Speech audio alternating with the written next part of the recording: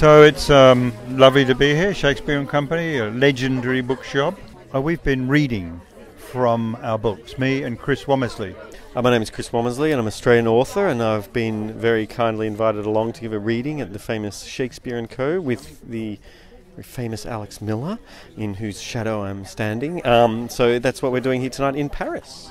50 years earlier, these hills were full of gold and the town of Flint had swarmed with hungry men and their hungrier families, but the boom was fleeting and left in its wake a landscape riven and tortured, littered with the ruins of rock stampers and wooden scaffolds that had been erected over shafts. Even with our enormous modern airliners, Venice is still a world away from Melbourne. You have to adjust. Venice and Melbourne are not on the same planet, no matter how fast our airliners go. The reason you're here tonight is because it has been translated into French, is that correct? Oui, by absolutely wonderful translator, Françoise Pertat. One of the amazing and beautiful things about her translation is that she actually turned it into a different thing. She turned it into a French book.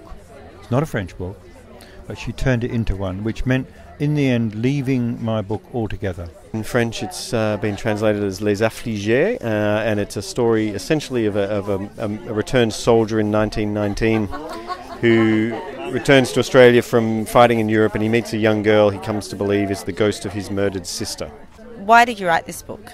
I finished the one before it and there was a space, and I hate not writing. I love writing. Writing makes me feel plugged in, connected.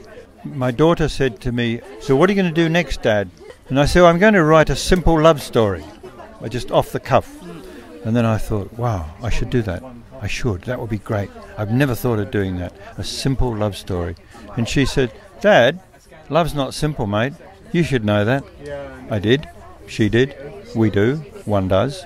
Love is the most complex, tragic, beautiful thing that is possible. And this book, Love Song, is that book. And these themes that come back in your work, of Paris, of artists and infidelity, what they're things from the landscape of my imagination and my memory.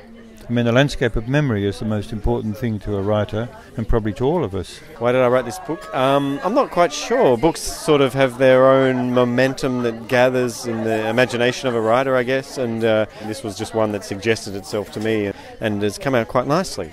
And is there maybe a film coming up?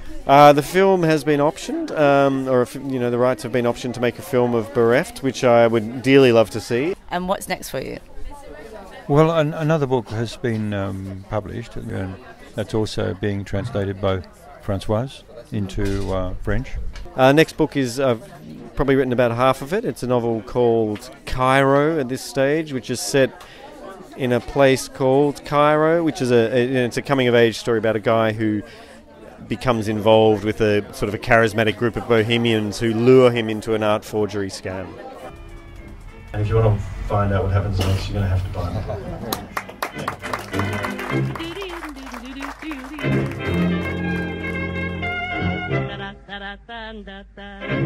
book.